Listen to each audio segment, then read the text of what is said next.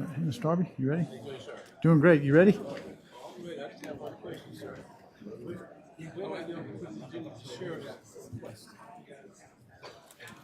When is the sheriff's request coming? I haven't seen it. Yeah, I think it got deferred from the last meeting. It goes on a council meeting. It's going to a council meeting. Be next Tuesday. And so it should be next Tuesday.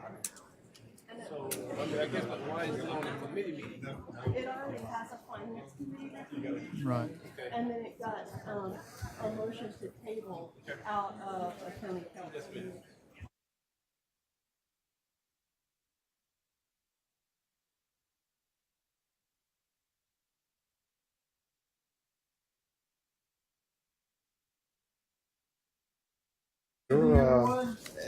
You turn it on, you like January 26th, bankers or 2023, incestuously. Charleston County Council Committee meetings. The first order of business is the minutes of this is for the Administration and Rules Committee meeting agenda first. Move for approval.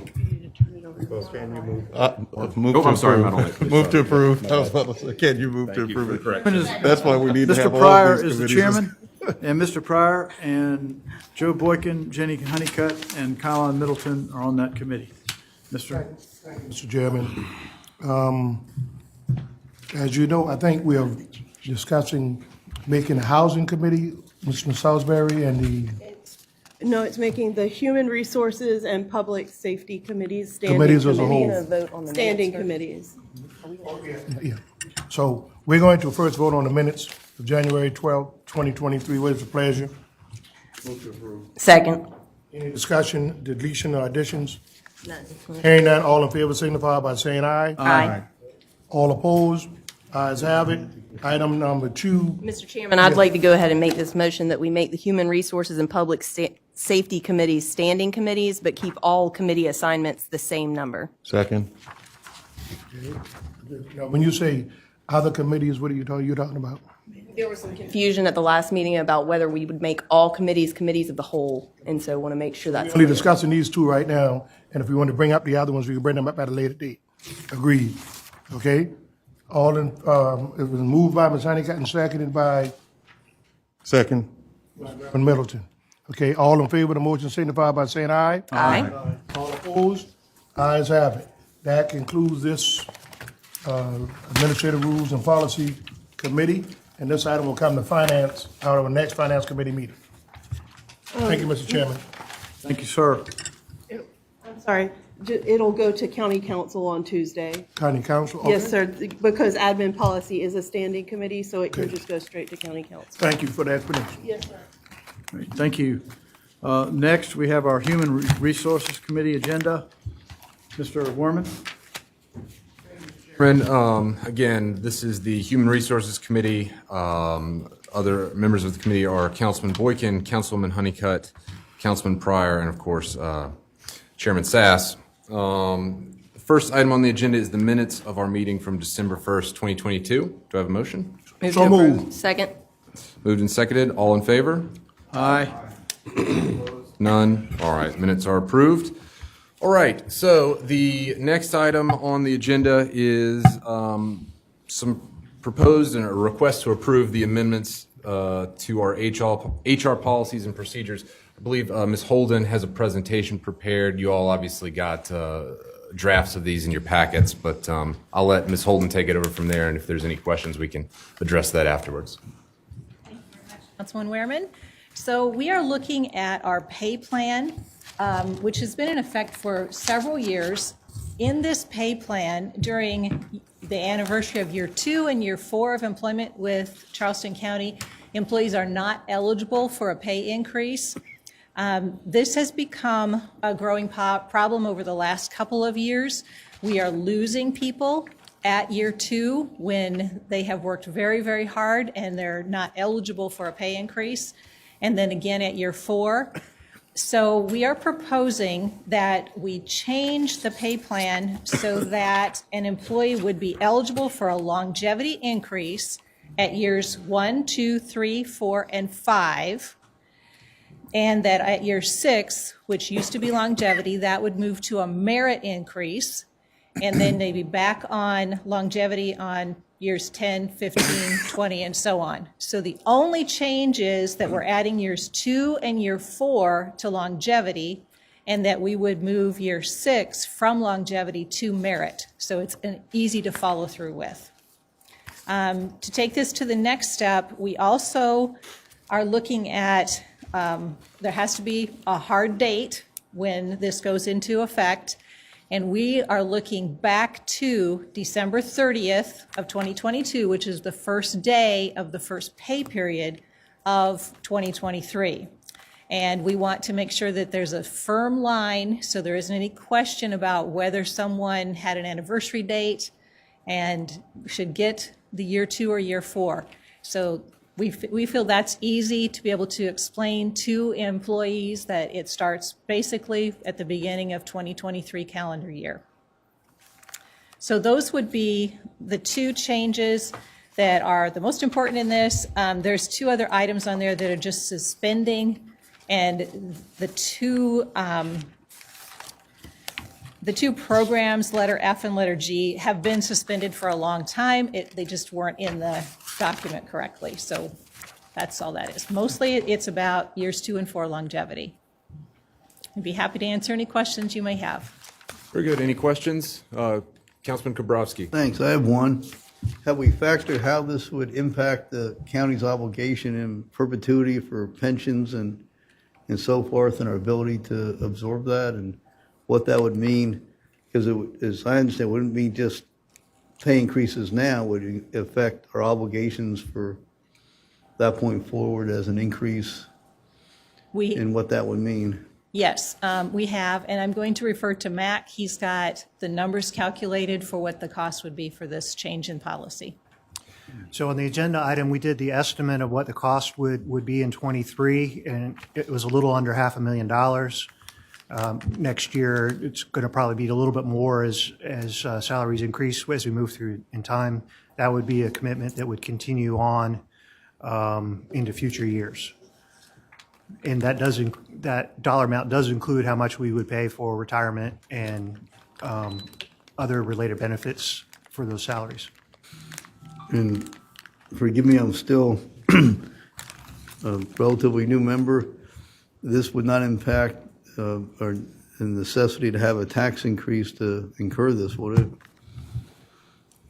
In and of itself, would a change like this necessitate a tax increase? All right, thank you. Very good. Any other questions? All right. Hearing none. Do I have a motion on the floor? So moved. Second. Moved and seconded. All in favor? Aye. All opposed? None. All right. So these amendments are approved out of committee, I guess, given that maybe this is the last non-standing committee meeting of HR. So I think this will be on finance later on tonight. But in any event, that concludes the Human Resources Committee agenda for tonight. Thank you. Mr. Werman, the next meeting is our Finance Committee, and all council members are members of this committee. The first item is minutes of December 16th, 2022. January 3rd, January 12th, 2023. Mr. Moody, Move for you approval. moved, Mr. Moody seconded.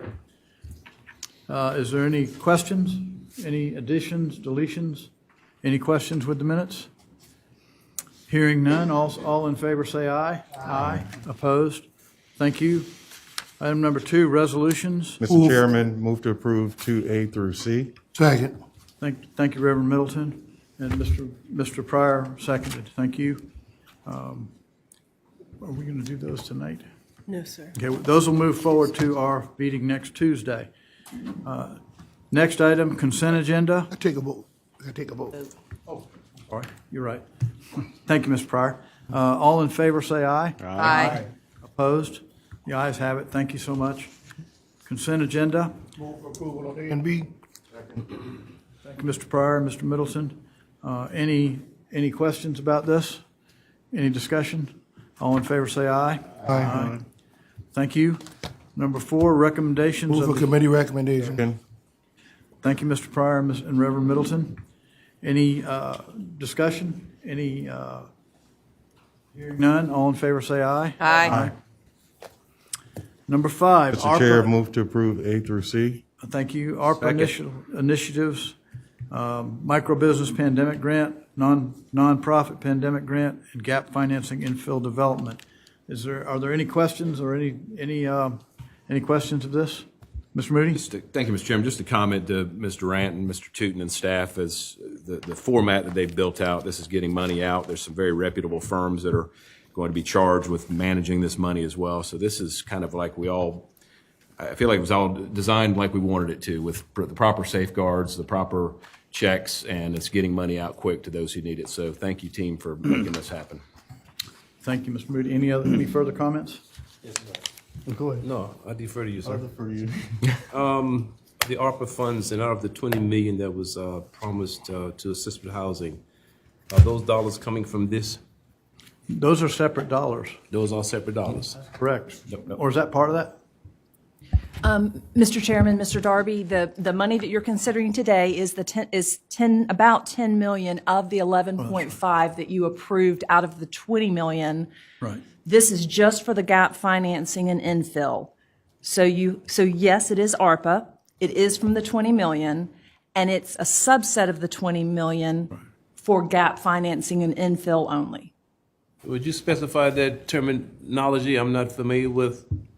Okay, yes. The best way, maybe I should let staff do this. They're probably better at this than me. But gap financing is when a project for affordable housing is short money in order to complete their pro forma and their plan. Infill in this case, and y'all check me on this, infill in this case for the projects are undeveloped parcels that are going to be developed. For example, one of your projects in there's land, and they're going to construct houses. Another, in that same project, they have, say, 2 houses that have begun, but they haven't finished them. That's the basics. Anything y'all would add to that to make it right? Okay. So we're talking one pot of money with terms of that 20 million in terms of the housing. Is that correct? Yes, this is all out of that 20 million. But you mentioned something to the tune of 11 million? Yes, sir. When you all approved the 20 million back in June, you asked us to come back with a plan for the 20 million. So in, I think, August or September, I could check, we came back and said to you, this is how we would recommend spending the 20 million. And that 20 million, a part of it was 11.5 million split between gap financing and infill development. You put 10 million in gap financing and 1.5 million in infill development. So it's just a part of the 20 million. Thank you, ma'am. Mr. Worman? Maybe sort of 2 points. I guess I do have a question on the 10.2 out of the 11.7 or 5, whatever the number was for gap financing. So, I mean, I can see in some of the project descriptions, certain, deed restrictions of 90 years for Northbridge townhomes, that sort of thing. Do we have any independent restrictions that we're putting on these, or are these just grants that go out and we're relying on, LIHTC or some other form of subsidy to put the actual restriction on the income limits? If a project was already underwritten by another entity, it was not re-underwritten. Our hope and intention, which is why if you read the way the action is written in the yellow sheet, this will authorize us to go back and work on negotiating and working out the contracts. We're going to have to work with legal on this. We're going to have to work with staff and treasury, because this is going to be a new contractual agreement that we're entering into. So we're going to need to work out some of those details. Part of that, once we know what council wants us to work on, we will go back to those developers and work with them on those contracts. Understood. So that would be sort of TBD is basically. I think. Yeah. Okay. And that's fine. And I would commend staff and everyone involved. I mean, I think, you look at some of the breakdowns, and this is pretty well in line with what you'd be expecting is on a sort of a, as Councilman Schweers would emphasize, a per unit basis. Particularly on some of those rental projects, there's some pretty good ratios there. So I think this is certainly a step in the right direction, a demonstration of some capabilities here. One thing to shift gears a little bit, we've been focusing on the 10.2 that's being authorized on there. We do have on our agenda items about micro business and nonprofits. I just wanted to flag that for folks. I mean, I think that's something we've done previously. This is sort of the next iteration of those, but I'm reading the agenda correctly is maybe my question. All right, thank you. Chair, I would like to go back to Mr. Pryor's previous question from last week relative to the scattered sites. I don't see anything. Is it possible to have some level of update relative to those? Yes, sir, Mr. Middleton. I spoke with staff after that discussion last week, and they're working on revamping that. And I think we intend to present at the next meeting both an update on Snowden that you all mentioned, as well as on the 18 houses, and some recommendations for that project. I'll let you know if it ends up changing, but staff is working on that. And again, Mr. Chair, relative to, I wanted to go back to 3A. We've already approved it, but I did ask the impact collaterally that I know we're going to have a big 526 discussion in a minute, so I wanted to ask this question prior to getting into that relative to the other projects. I know we just approved some in 3A, but those that would be impacted by the transportation sales tax, if indeed 75 million were moved out,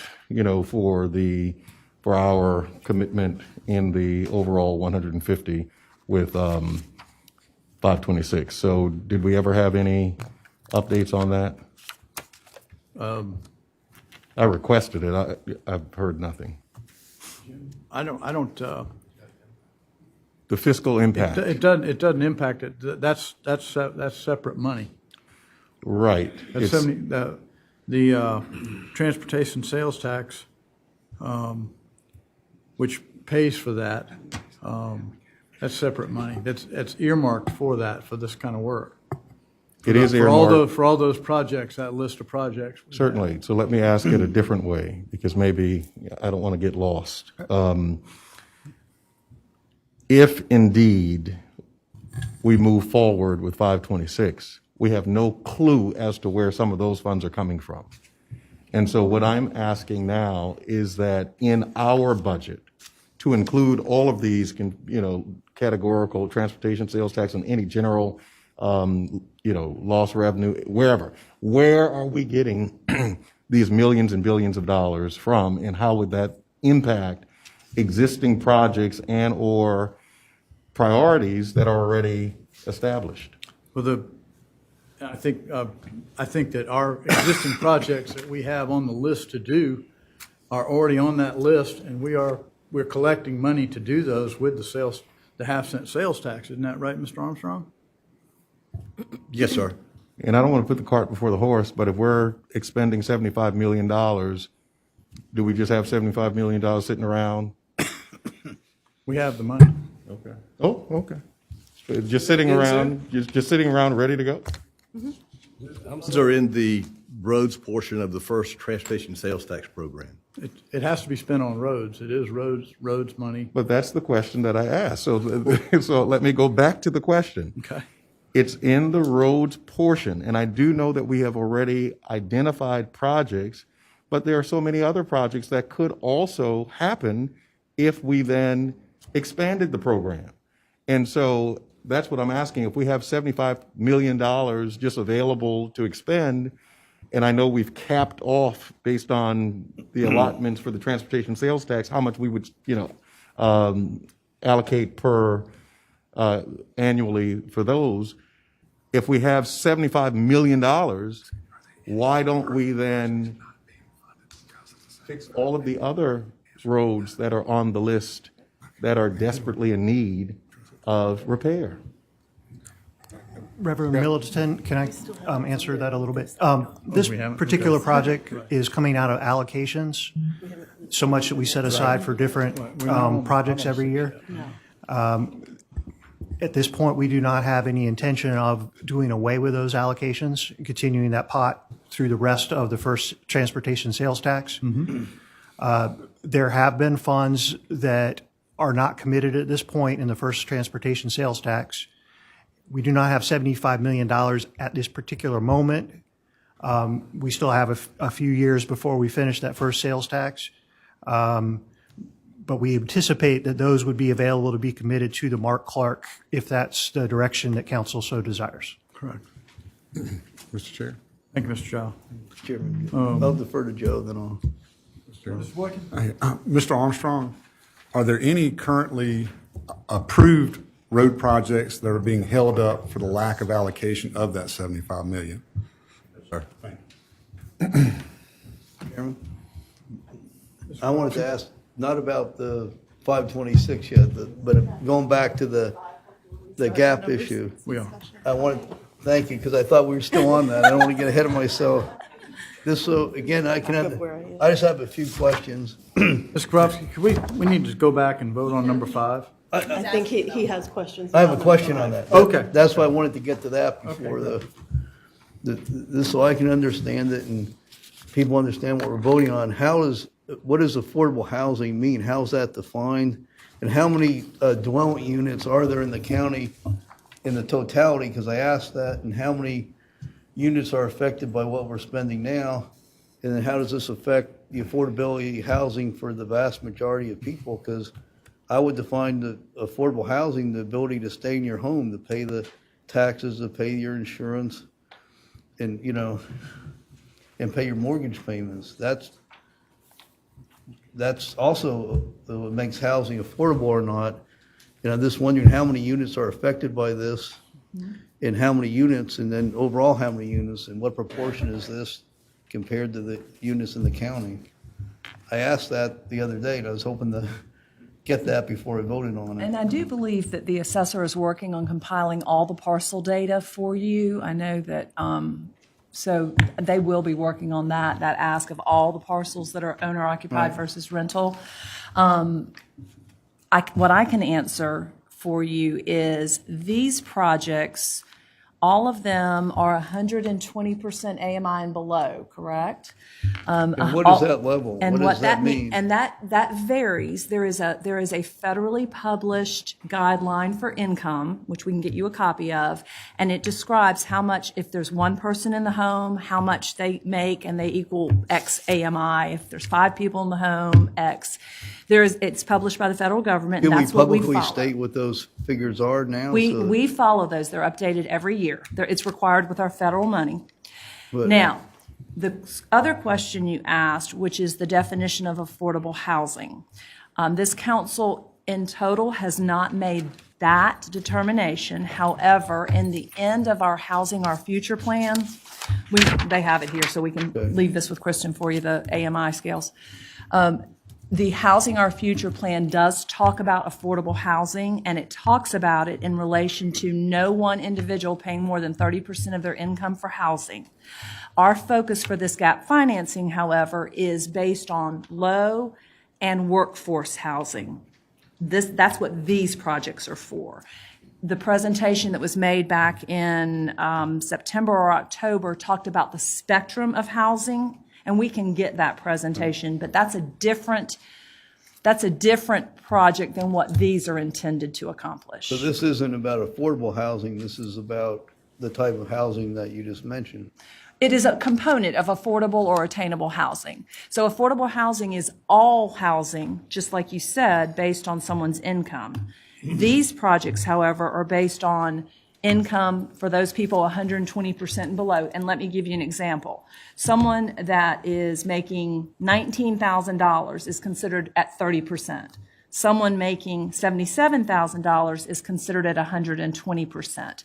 Council has been talking about workforce housing, our teachers, our firefighters, our county workers that can't afford to live in the county. That falls into a workforce housing.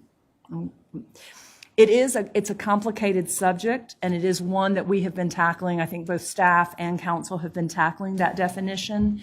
The chamber has adopted attainable housing as the language to use to match what you described, which is housing that doesn't cost someone more than 30% of their income. And the ability to stay in your home. But I guess what I'm asking is that how many people live in our county and how many people will be impacted by what we vote on today? And how does that affect the overall thing? And how do we choose the people that are benefiting by this out of all the people in the county who qualify? Not all the people who qualify for this type of housing are going to be in this type of housing by how we vote on it. My concern is how do we choose those people? So first of all, we don't choose. So this initiative, we are funding developers that are experts in this, that do this work. Some of them are rentals and some of them are home ownership.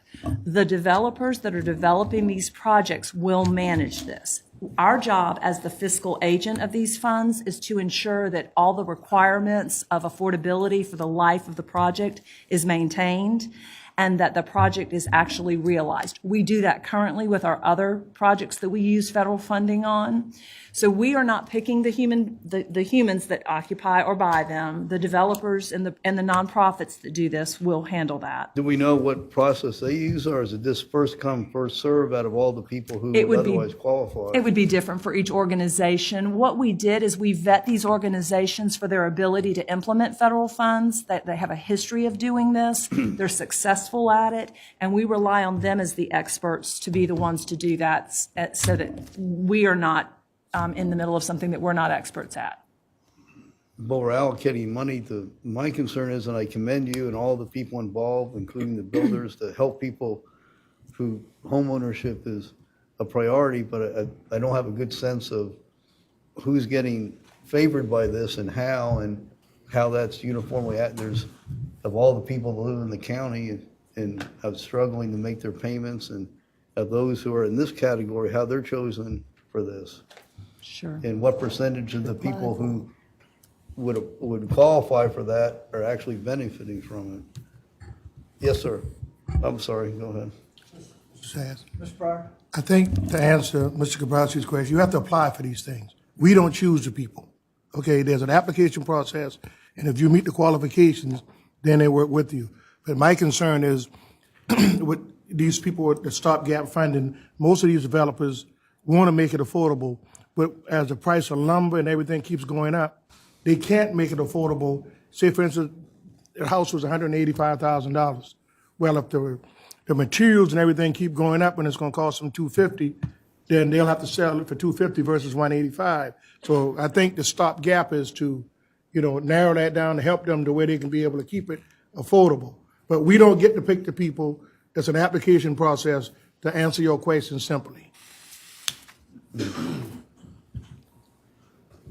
Any other questions? Just ask on the 18 scattered sites, when y'all come back, I would like to see a plan in place to where we're not going to just give it all to one person and say you're going to do these 18. We got plenty contractors on our DBE list and our county list that would be willing to do these work, and I think we get it done faster. So instead of trying to lump them all into one, I'd like to see us go out and say, okay, here's A, B, and C. Do you want to bid on this so we can get this thing rolling? Because we've been stagnated now for almost 2 years, and since the funds was available, and nothing has been done. Sir, the council did approve a phased approach. What we did is brought forward 5 phases. The first was 2 demolitions, which are in process. The following phases for the remaining 16 are what staff have been working on. So they are broken down into smaller segments. They are working on some of the asks that council gave, which was return on investment. We were going to come back to you all and represent a return on investment, and that's been sort of a moving target that we've not been able to hit. So staff in their presentation next time are potentially going to be talking about some potential changes to accomplish what you all asked, which is modifying slightly the presentation we gave you. We purchased the houses last February from the Housing Authority, and the presentation that they made, I think, was in July or August, and we're modifying that, and you'll hear more about that at the next presentation to accomplish what you're saying. You're right. We need to move it, and what we're trying to do we're not able to do. Yeah, We're going to because modify that. Yeah, we don't need to be in the management business. These No. things need to be turned over to housing authority or some nonprofit. So when folks says, what return we gonna get on our investment, that's a moot point if you're gonna turn it over to somebody else and they're gonna be managing it. And, they're going to be, responsible for the upkeeps and all that. So I don't want y'all to spend much of your time on trying to figure out what we're gonna get back for what we invested, because this is federally funded money. We want to get it and give it to the housing authority or nonprofit and let them get the people in who needs to be there. One more question. One more question on the charities, and I, again, thank you for all your hard work and not having been on the council before January. I know the other members may know this already, and I apologize. And I assume there were more than 5 that applied for these funds, and who made and what criteria were used to make that final determination? How many applied, and then what criteria were used? And again, these are things I'm sure the other members have wrestled with, and Sure. I just wasn't part of that. And before I voted, honestly, would like to know. Absolutely. Starting February of last year is when council first received the information in blue sheet form about these programs. They outlined the eligibility requirements. In March, you all voted, council voted for what the program eligibility requirements would be. As those applications came in, it's staff's job under that fiscal agent model to review the applications and determine that the eligibility requirements that council has endorsed have been met. That is on us. That's our responsibility for the federal money. For example, with the nonprofits, they had to be a 501c3. They had to have the Secretary of State. They had to have submitted a 990 or an equivalent CPA statement. So it's our job as your staff to ensure that we fulfill the federal requirements. We bring to you the applications and the entities that meet that. Now, what I will say is we've been doing this in a phased approach also. Council asked last year that we not wait until all the nonprofits and all the micro businesses come. So as we're getting complete applications and staff have vetted and audited, we are bringing them in groupings to you. So I think for the nonprofit, this is your you had 2 phases plus an exception. So this is your 4th yellow sheet on nonprofit-related activities, maybe 3rd. Micro-business, you've also had a few. I believe we have sent an email, I think you'll have, and I'm happy to send it to all of council, all of the yellow sheets and green sheets that got you where you are today. It's in a package, in email, and I'm happy to send that to everyone if we need to. So this is a small number of the nonprofits that we give money to, and they're on a revolving basis, is what you're saying? They're not the same nonprofits. As applications are completed and deemed by staff to be eligible for funding, we then bring that group to council for your consideration. We assured that they met the eligibility requirements that council has agreed to, and we're assured that they've met the requirements that the federal government requires us to meet to stay in good standing with the federal money. Thank you. Any other questions? All in favor, say aye. Aye. Opposed? Thank you very much. Item number 6, 6A, Mark Clark completion. Secretary Hall has graciously agreed to come give us a presentation and discuss this. I would direct council members to ask, when Ms. Hall is ready, you can ask her questions. If we have legal questions that you need to ask our attorney, then you would need to ask our attorney, not in public, but in private. And we'll go from there. And we're going to have this presentation, and we will have some more information about the transportation sales tax coming up in future meetings and what we've done, how we've progressed with both half-cent sales taxes. Ms. Hall? Thank you, sir. It's my pleasure to be here with you this evening to provide you some additional updates on the Mark Clark Extension Project and answer any questions that you may have. Understand some new members to council. Welcome. New council members, look forward to having some dialogue with you about this very important regional project. Before I get started, I'd like to introduce two of my team members that are here with me today that will answer any detailed project-related question that I may not be able to.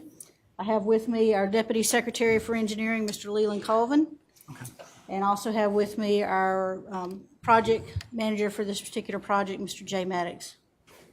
All right. Thank y'all for being here with me this evening.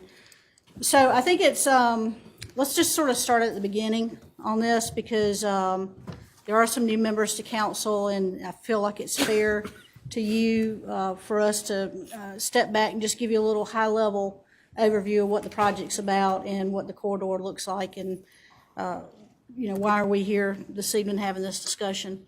So the purpose behind this project is to increase the capacity of the regional transportation system, improve safety, and enhance mobility to and from the West Ashley, Johns Island, and James Island areas of Charleston. So increase capacity, improve safety, and improve mobility.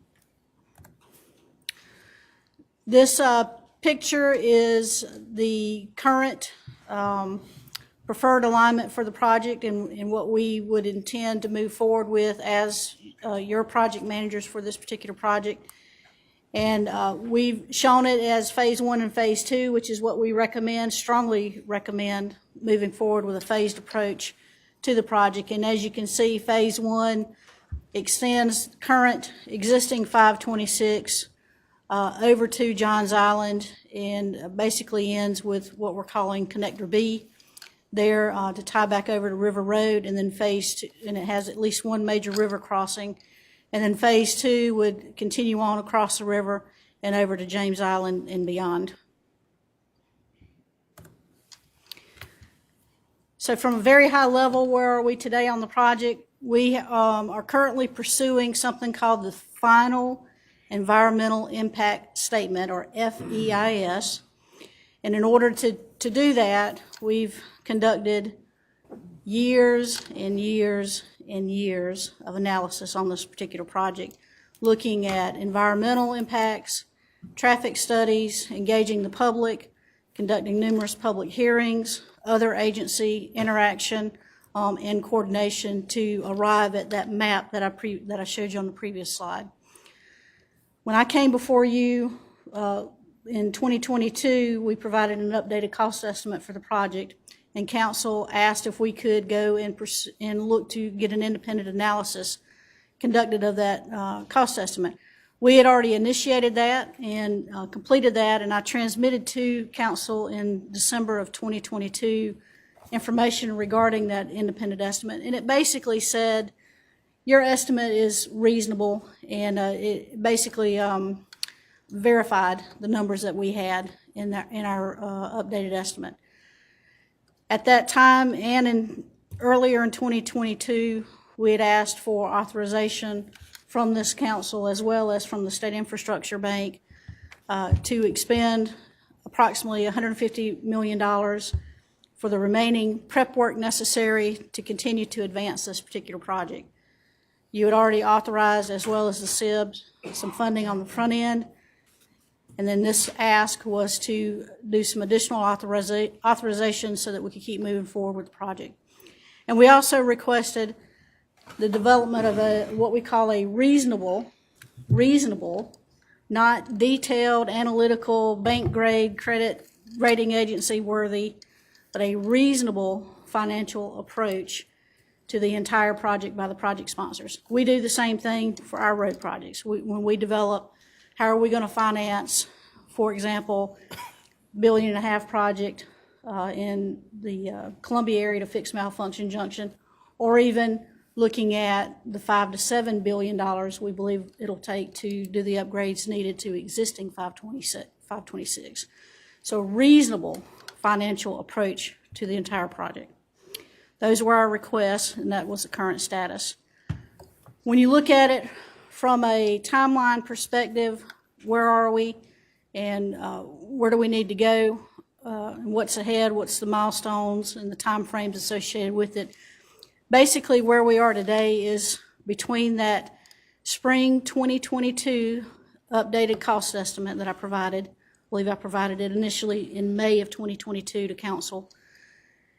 And the green star where it talks about additional funding for the work that's necessary to enable us to seek that final environmental impact statement, the FEIS. And so that refers to that reasonable availability of funding. Doesn't say billions of dollars in the bank. It just it ties back to that reasonable availability of funding. So once that's identified, we would anticipate somewhere in the 9 months or so from that standpoint, we would move forward and seek the actual approval of that FEIS, including receiving what's called a record of decision on the project from the our federal partners with Federal Highway Administration. That we would estimate would take an additional 9 months. Some people refer to that as the permitting phase of the project. So you've got the environmental approvals, and then you also have the wetland impact associated with the project. That's shown on this particular map or this diagram as the U.S. ACE, which is the U.S. Army Corps of Engineers permit for this particular project. So if you look at all that together, that basically says that once we get authorization to move forward on this, that we believe that within 20 to 24 months that we would be at a point to where we could move forward with the project to the next major hurdle, which would be, or next opportunity, which would be that construction phase. Now, we have added in here what we believe is realistic, and that was we do and should anticipate some challenges to the project, and so we're anticipating anywhere from 2 to 3 years to get through the challenges associated with the challenge to the permit and other litigation associated with the project, and then finally move forward with construction. So that's sort of that's really sort of the gates and the timeframes associated with it. So long story short, we're at a point right now where we need the project sponsors to agree to fund that next $150 million for the project to keep us moving forward on the project, keep advancing the project in order to get us to a point where we're shovel ready for your phase 1 implementation of the project. And that would be the same recommendation whether it was a Charleston County sponsored project or a DOT project. If it was our project, we would take the exact same approach with the project.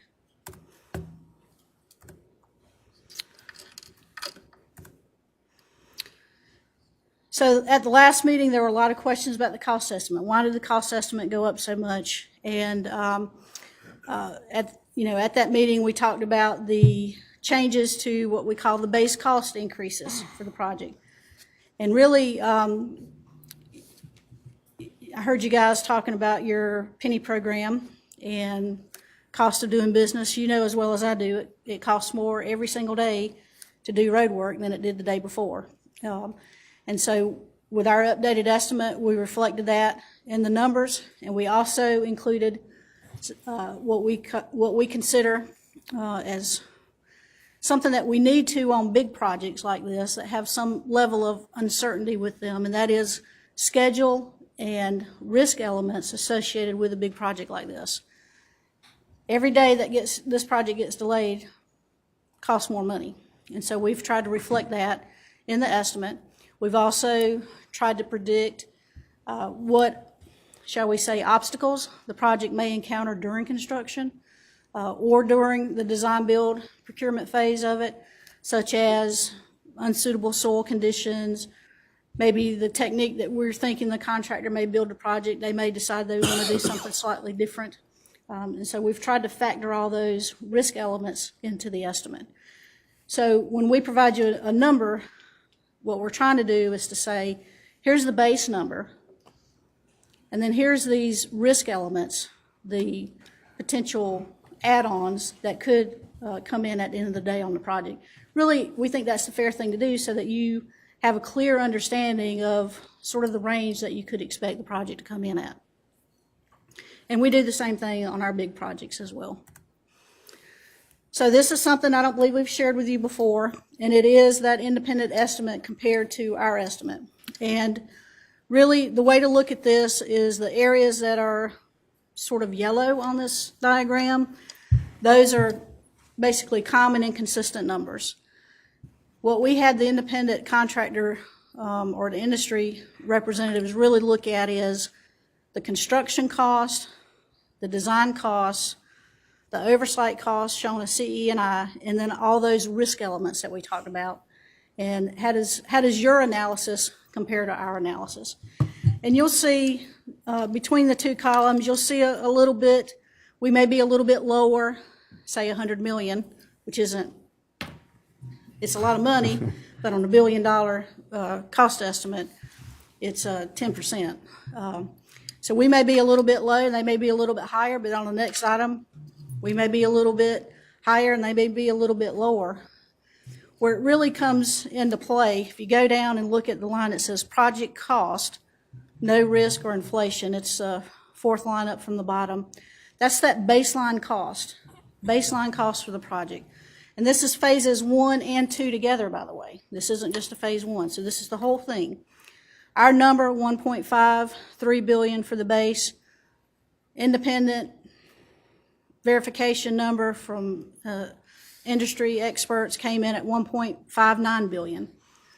Pretty close, considering, we're years out on a project like this, and there's a lot of assumptions that go into that number. Then you add on those risk elements to create that range that I was talking about. So with risks, we've identified what we believe is about $379 million worth of risks. Independent estimate said, well, we think it's more like $236 million. And then on the inflation, we forecasted about $436 million in our number, and that includes the litigation window. I talked about every day that things get delayed, it just costs more money. That's represented right there.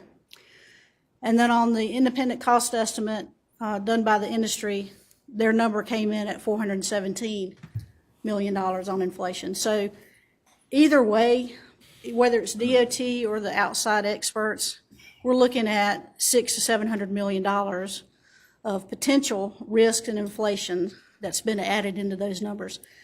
So when you step back and you think about when we said estimated total project cost of $2.3 billion, I think you got to keep that in perspective. That really represents $1.5 billion of contract value for phases 1 and 2 together, and some elements that could happen on the project. If you recall, when I presented this to you initially, I talked about how the number is very speculative. There's a lot of items and assumptions that are in these numbers, and this really kind of breaks that down for you to help you see that.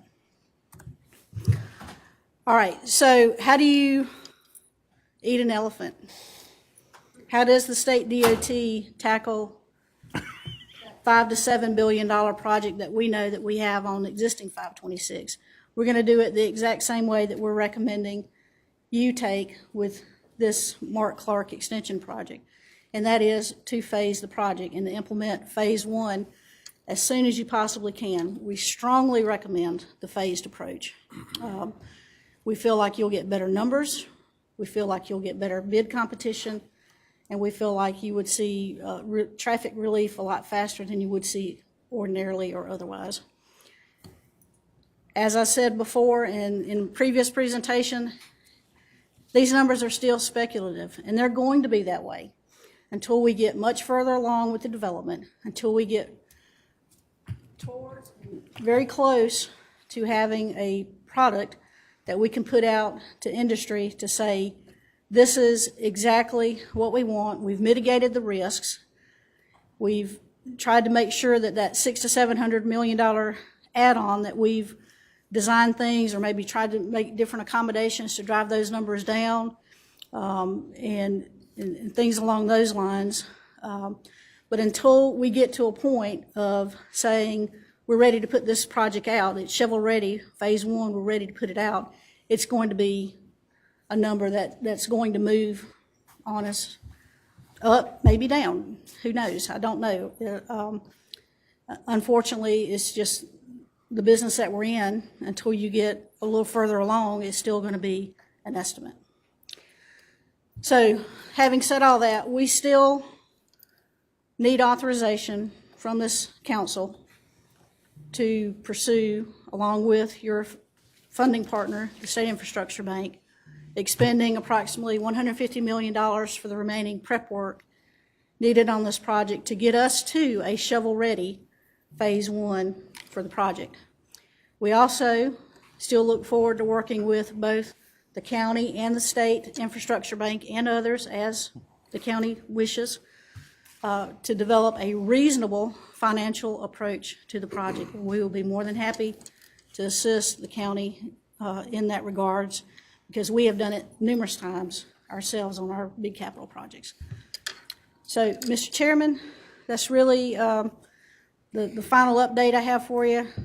Just wanted to, I guess, recap our request. Still remains authorization for $75 million from council to advance to a shovel-ready Phase 1, and then, again, partnering with the county to develop that reasonable financial approach.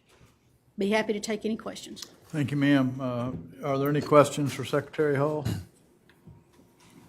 Mr. Werman? Yes, thank you, Secretary Hall, and thank you all for being here. So, I understand that the $75 million we're talking about today would, from the county at least, would get us to the shovel-ready point, which is, we're thinking several years out.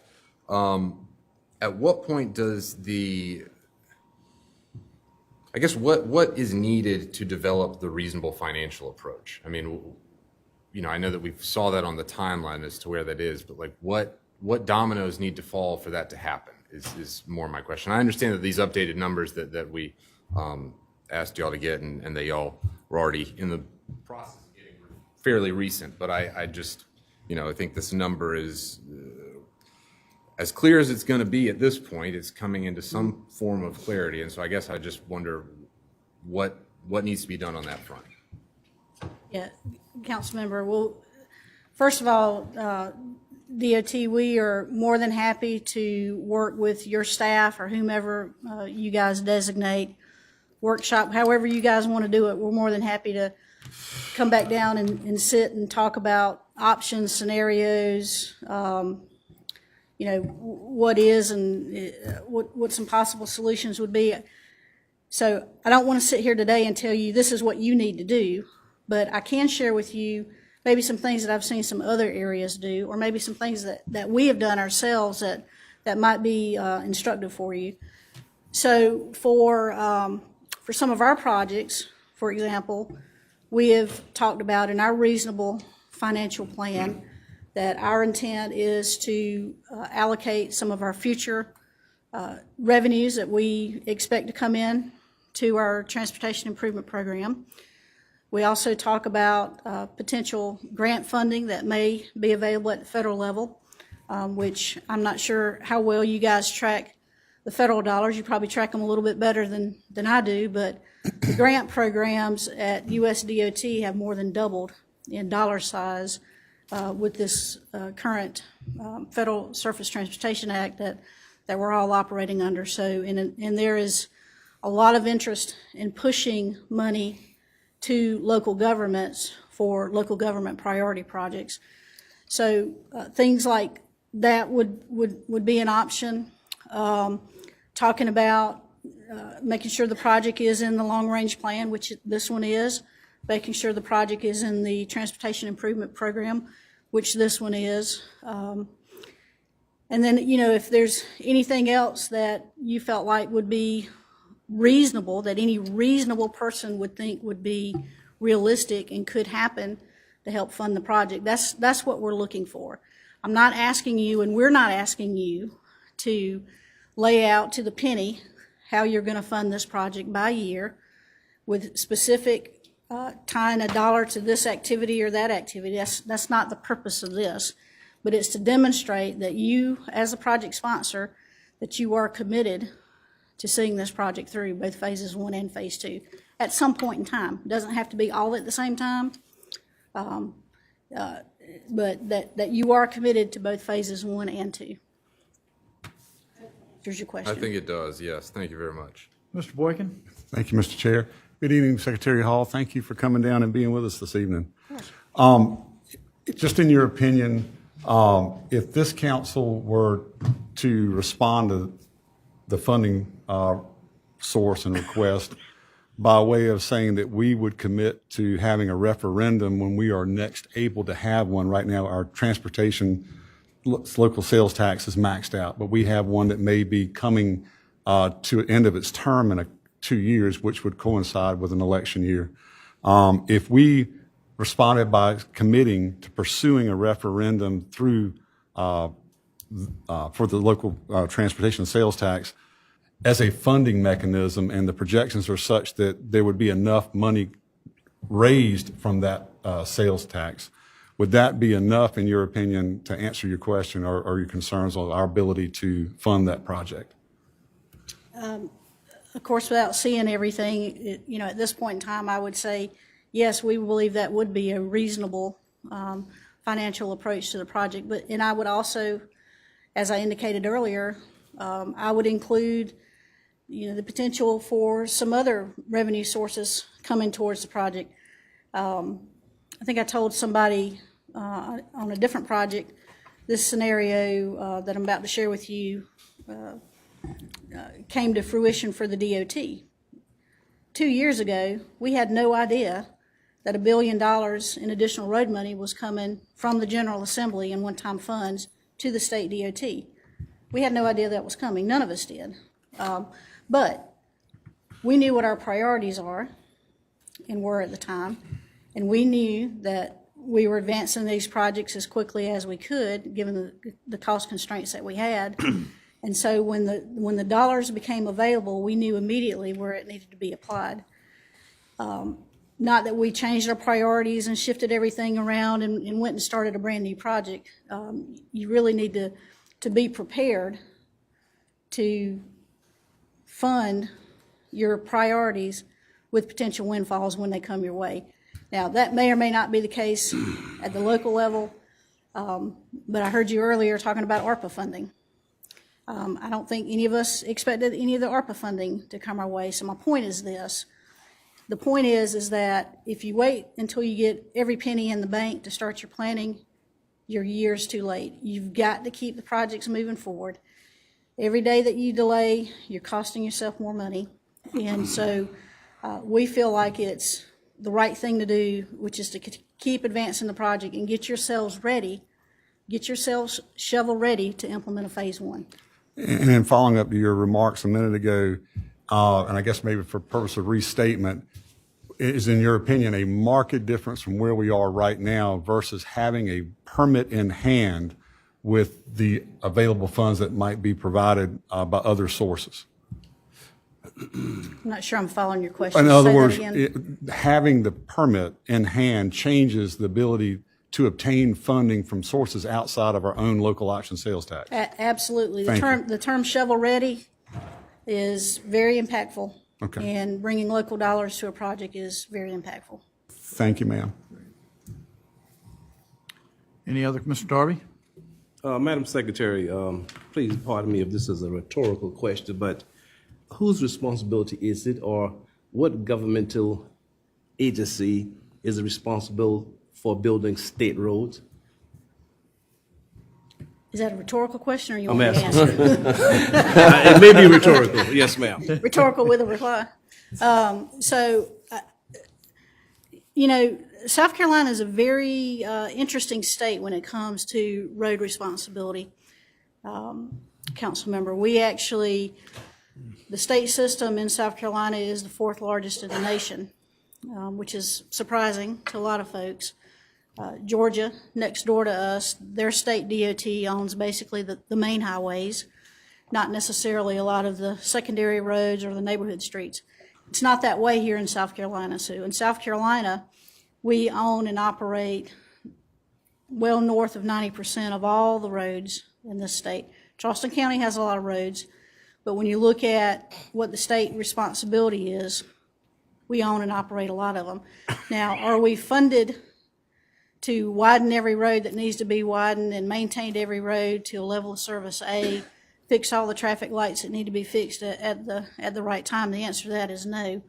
And so that's why the local governments are so important in partnering with the state, so that as you approve development to expand in areas, residential, business, commercial, and you see the shifts in traffic happening along these state-owned highways, that you're able to come to the table to help mitigate those issues. And so we're very appreciative of our local government partners assisting the state in maintaining and operating these roadways. Madam Secretary, the monies that the state save in terms of Charleston County paying these funds, were not those savings the state would use elsewhere?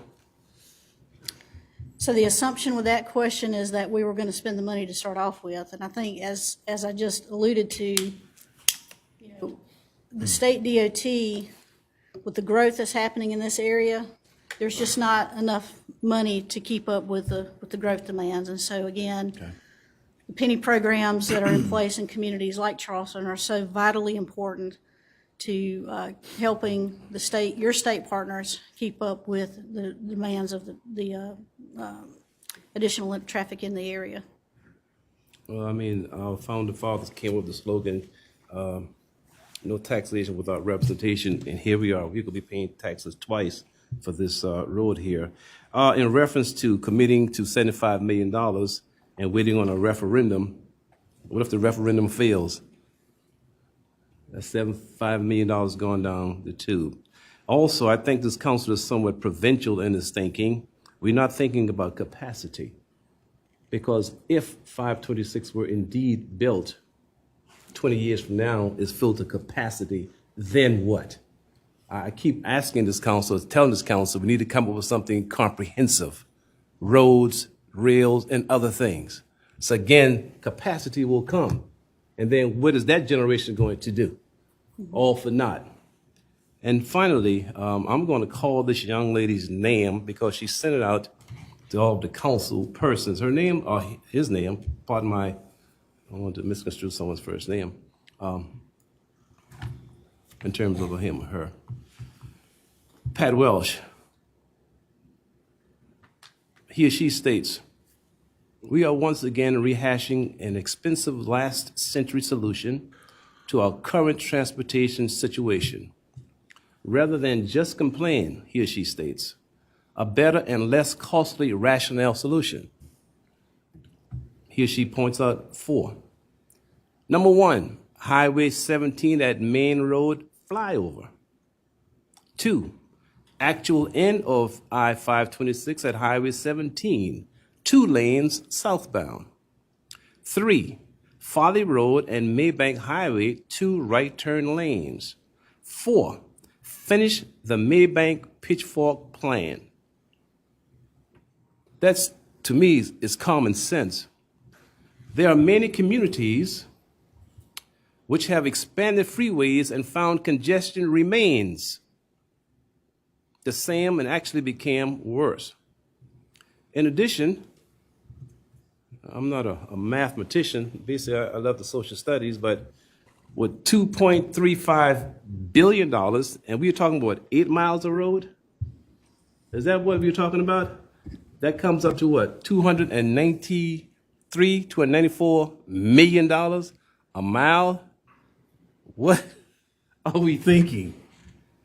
$293 million a mile.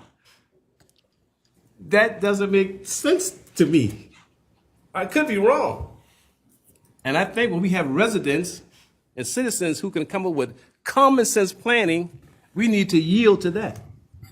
So to me, it's just too expensive, too costly, and I wish that this council, the majority of us, would vote it down. Thank you very much, Mr. Chairman. Well, thank you very much for the time and your excellent presentation, and very thorough and helpful. I was struck by both your study and the independent study came up with exactly the same $16 million environmental mitigation. So there must be very specific concerns, and what were those for you both to come up with the exact same amount? I assume that means that there was an agreement or they're obvious, and what were those? Yeah, so the items in the yellow, Yes, ma'am. Councilmember, those are the ones that we felt fairly confident in those numbers, and so there was really no need to pay. But what were they based on is what I'm asking. What were the specific concerns? I mean, the number just didn't come out of the air. It must have been based on specific concerns that you could quantify. And I'm wondering, the fact that you both come up with the same means that there must have been specific concerns that you both had. That's a lot of money, and there must have been a basis for it, especially since there was a consensus. Right. So like Secretary Hall said, the 16 million for environmental mitigation, and then the other items that are outlined in what looks like yellow there on the screen. We did not ask our independent estimator to evaluate those numbers. For example, the 16 million for environmental mitigation, that's based on current market conditions and cost for tidal mitigation credits. So credits that we would purchase, and it's a known number. What are they purchased for, and what's the reason for them? They're purchased to mitigate impacts that the project will have on the environment. Well, that's what I'm trying to get at, so I can understand, and you've done and I understand the misery of people being stuck in the traffic and the overcrowding, but I'm trying to understand what is those specific environmental impacts that they're concerned that what do they do? For 16 million, that's significant. I'm just trying to get how they arrived at that number and better understand the impact that you're concerned about. Right, so if you look at this map, Councilmember, you'll see there's several proposed river crossings with the project. And a lot of these, some of these roadways, especially the approaches, as you get to the river crossing, will be through some wetland areas. And so whenever you impact a wetland or a significant body of water that has certain classifications that the Corps establishes, you have to, there's a three-phase approach that we go through with regards to those potential impacts. The first is to try to avoid the impact.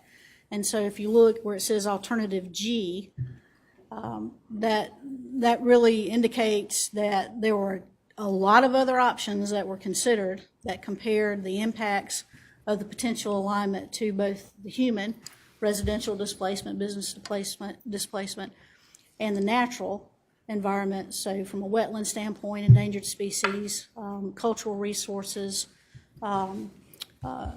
in making sure that we're not disproportionately impacting those areas. Is it fair to me to ask that in layman's terms, what is kind of impact and what is the specific impact on the wetlands that would be created that would be the problem? I'm trying to get to the specific concern that you have to the wetland from the building, and how do you describe that? So right, we can give you the draft environmental document that has all that detailed out. We'll be happy to share it with you. could you share in any way now, just to let me know what the... I don't have it memorized, but I don't know if Jay does either. But here's the way to look at it. So we go through and calculate or estimate what we believe the footprint of the project would have on the wetlands. Let's just kind of simplify it. I'm sorry. Go ahead, ma'am. So let's just sort of simplify it. So we go through and calculate or estimate what we think the project would impact those wetlands from both a stream, how many linear feet of a stream do we think? Is that they'd be filled in, or there'd be pollution put in? That's what I'm trying to get at. Or they'd be filled in, is that, I'm just trying to understand that. Potentially filled in, or maybe putting a pipe in it and then, to let it flow, but that's still considered an impact to that stream. So we go through and we generate an estimate for how much we think that we may impact those wetland areas and those streams, and then we try to avoid the impacts, first, if we can, to not have them. Then we look to minimize the impact if we can. And then if we can't do that, then we look to mitigate the impacts. And so when you talk about mitigate, in this scenario, what that would mean would be that we would calculate how much we're impacting those wetlands, and then we would look to create an offset, either very close to the project if we can, or if we cannot, work through some of the other agencies to identify maybe some pristine land or some other tidal or coastal or wetland type banks that have been created, undisturbed properties, that we could partner with them to preserve in perpetuity. So it's really a line item set up. It's required. If we can't avoid or minimize, we've got to mitigate. So the mitigation would be somewhere else, but it wouldn't be possible to mitigate what's happening there. Is that what you're saying? You would try your best, but the mitigation would be to add to the environment elsewhere, but it couldn't lessen the impact of where it's being built. Is that fair? We do that 3-point test. So we look to avoid if we can. So let's say there's a different design that's developed for a planned stream crossing, and not on this particular project, but maybe a different project, okay, where we could lengthen a planned bridge length to bridge over some additional stream or wetland impacts. Therefore, we would be avoiding the impact of those wetlands. So you look to avoid first, minimize second, and then if you can't do that, then you look to mitigate. So mitigation is always a third one. So we're assuming with this estimate that there's going to be little to no opportunity to fully avoid, minimize, and mitigate avoid and minimize the impacts, and therefore there will have to be some mitigation for the project. Has there been an environmental impact study done, or is that the permitting process that would have to go on to see the extent of the impact? Yeah, we really need to get you, and probably what we need to do is get a briefing meeting set up with you to walk you through all the alternatives that have been considered for this project to try to balance all of the impacts to the human and natural environment, along with trying to make sure that we're meeting the purpose and need of the project. And we'll be happy to do that, sir. Thank you for taking the time to respond. Absolutely. And thank you for your presentation. Absolutely. Thank you, sir. Mr. Moody? Thank you, Mr. Chairman. Thank you, Secretary Hall, for being here, and please pass along our thanks to the governor for his continued support. Mr. Maddox, Mr. Colvin, thank you for your time. Couple of, I guess, statements, a couple of restatements, wow moments for me, and then maybe a quick discussion point, Secretary Hall, if you don't mind. But first, I wanted to take issue with you calling this the extension. This is the completion of the Mark Clark that started when I was in elementary school.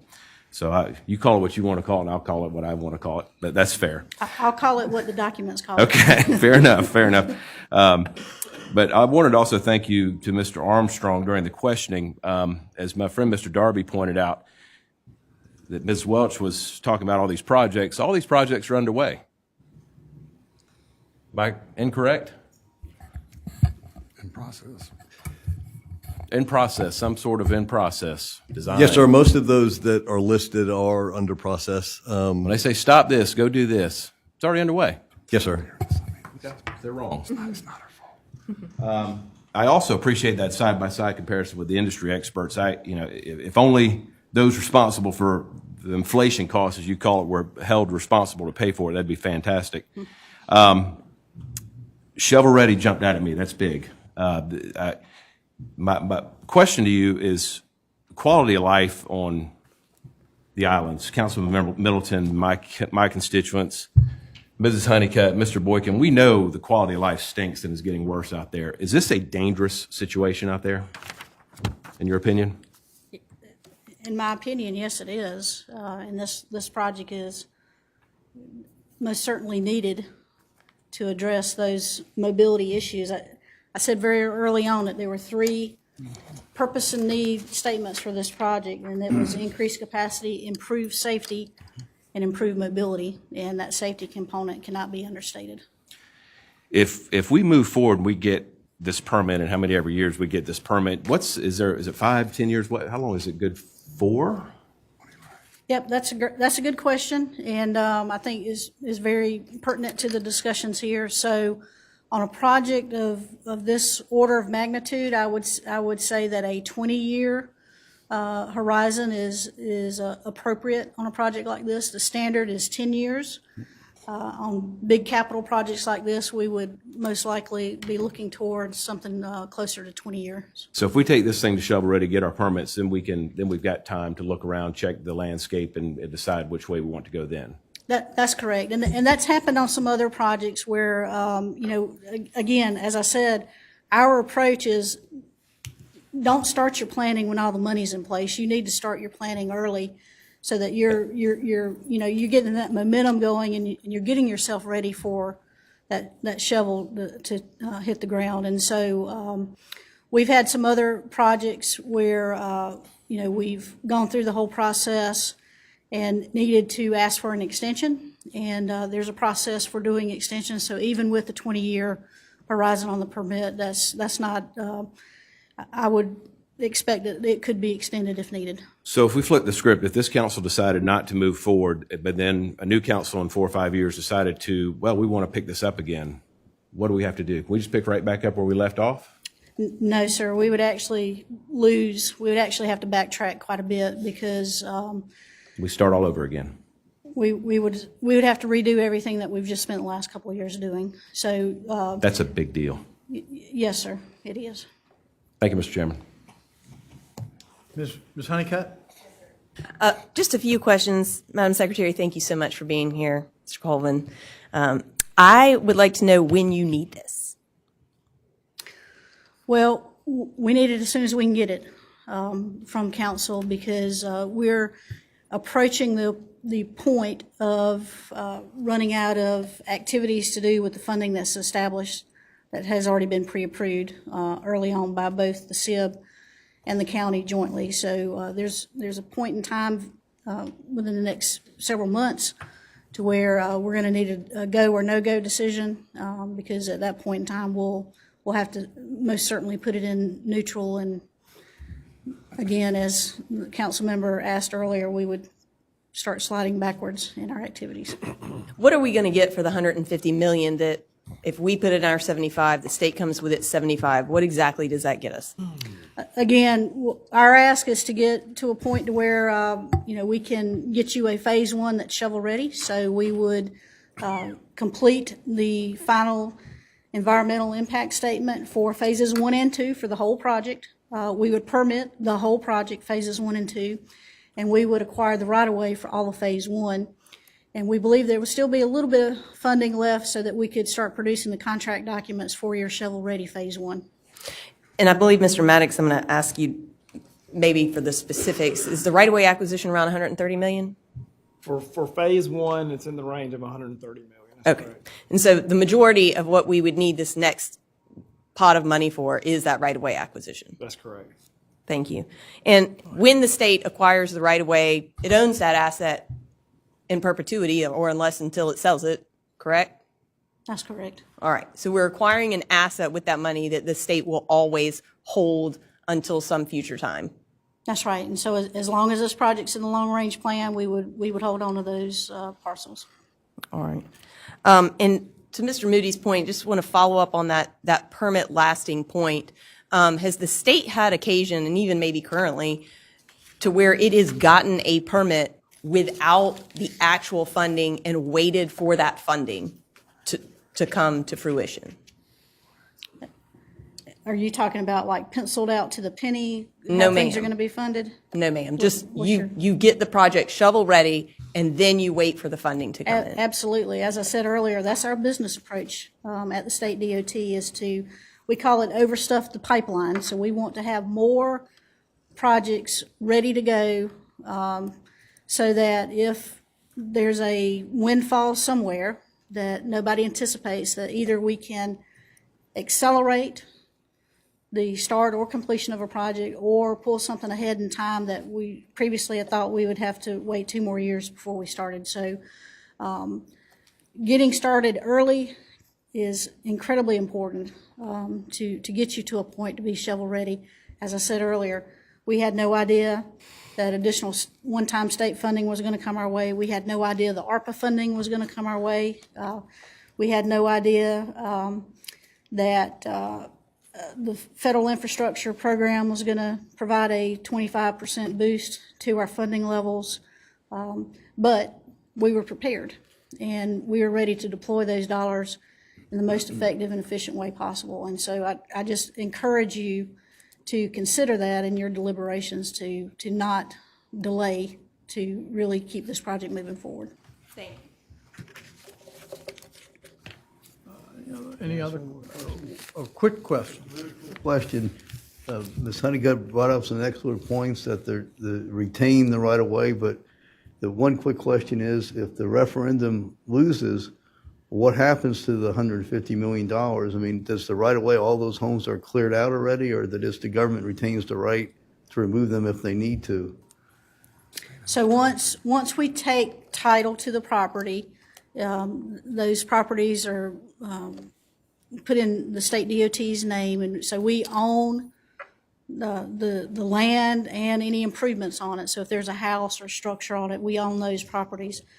And what our general approach is that we look to secure those properties, and so if we need to demolish anything early in order to make sure that we don't create an issue within the community having an unoccupied residence, then we'll do something like that. But we look to protect and preserve that right of way for the future use of the highway. Well, that's my question, though. If the $150 million is spent and the referendum doesn't pass, all that can be still,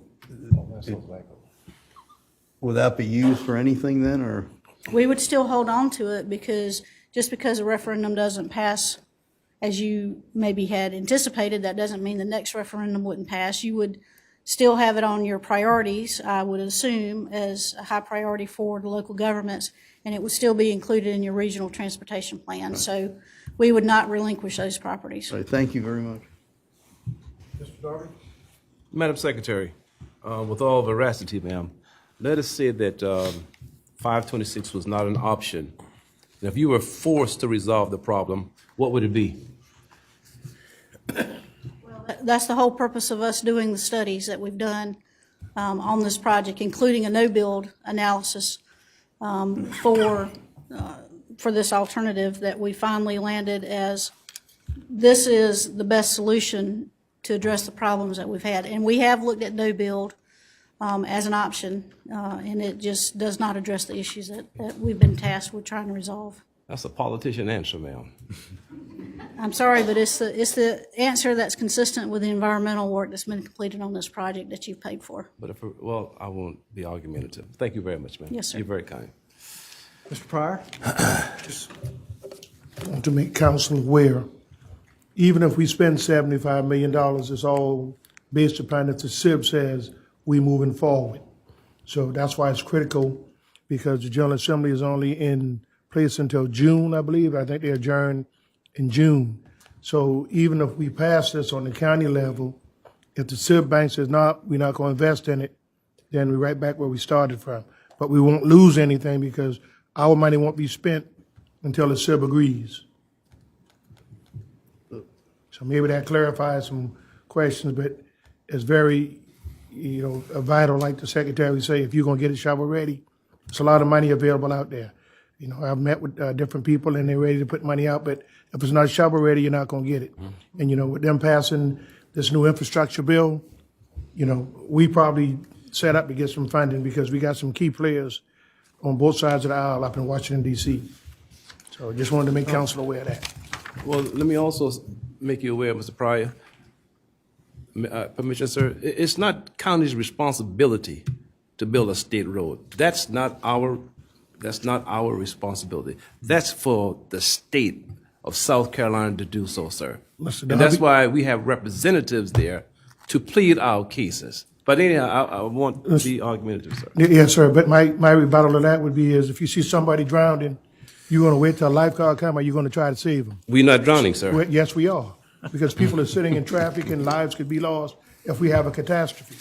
So, this is a public safety issue. A lot of people are making it environmental, a lot of people are making it political. This is a public safety issue.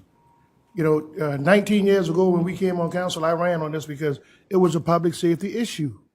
And the longer we prolong this, the more it's going to cost. If this was completed 42 years ago, it would have all been done for under $300 million. Amen.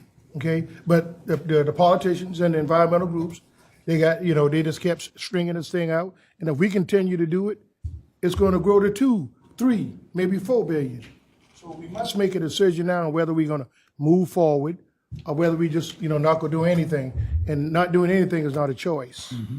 You just heard the secretary said that. There are always alternatives, of which the secretary did not answer my question in terms of there were not as an option if she were forced to answer the question. There are options there. Yeah. There are options, and we have not explored every option. And that's the thing that really gets me. There are other options, we are not taking that, sir.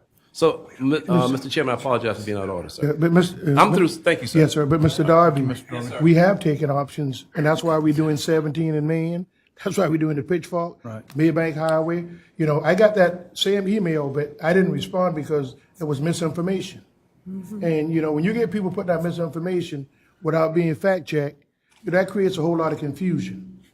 Okay? So, it's needed over there. 17,000 houses were permitted, that was 8, maybe 9 years ago, between the county and the city of Charleston. So if you say 2 vehicles per household, that's 34,000 more vehicles that's been on the road since 8 years ago. How do you solve that problem? Mr. Chair, I'm point done, of sir. order. Thank you. Yes, Gentlemen, Chair, can we confine the questions to Secretary Hall and have discussion afterwards? I believe that's the right way for us to go. I think I'm good. I think everybody's had a chance to ask their questions, Secretary Hall. I did have one question that was not answered, and perhaps someone's counsel. What happens when we build, if this is built and becomes capacity, then what? That's the question, sir. Then what? Then what now? Yeah, that's what I'm saying. Then what? Well, we're at that stage now, unfortunately, where there is no capacity, and the safety is an issue. The state is giving us the information. Ms. Secretary Hall, I really appreciate you and Mr. Colvin and Mr. Maddox coming down here and meeting with us, and we appreciate all the work you do for us, and we enjoy working with you. So I want to thank you for coming here and giving us this information, which we sorely needed. And as you can see, we still have some discussions to have concerning this, but thank you so much. This meeting is adjourned. Mr. Chairman. Hey, Larry. I wanted to say something before you adjourn altogether. All right. This has nothing to do with, okay, so we in a critical stage where we applied for a raise grant last year. We were turned down, and we got until February, I think the middle of February, to reapply again. So when I talked to Mr. Armstrong says, well, it would have to come back before council because the consultant, the money has been spent, is maxed out. Right. So what I'm going to ask this council to do is to consider, if we go out and put this thing out for an RFP, you're going to have somebody else come in, it's going to cost more money, and it's only $7,000 to $10,000 to get this done, which is, we really need, because if we don't get that money in for the raise grant, then that's another cycle we lost. And so I want to ask this council to, allow, us to do a special through procurement since we already got a contract extended so we can get this grant in. Because if we don't get it in by mid-February deadline, it's gone. We have a council meeting on Tuesday. Can we discuss it at that council meeting? I'd like to do something before then because February is right around the corner. So, if we can have a special finance committee meeting before that to discuss that, I would appreciate it so we can get something done. We can do that. Thank you, Mr. We Chairman. can do that. Thank you. Thank you for bringing that up. Thank you.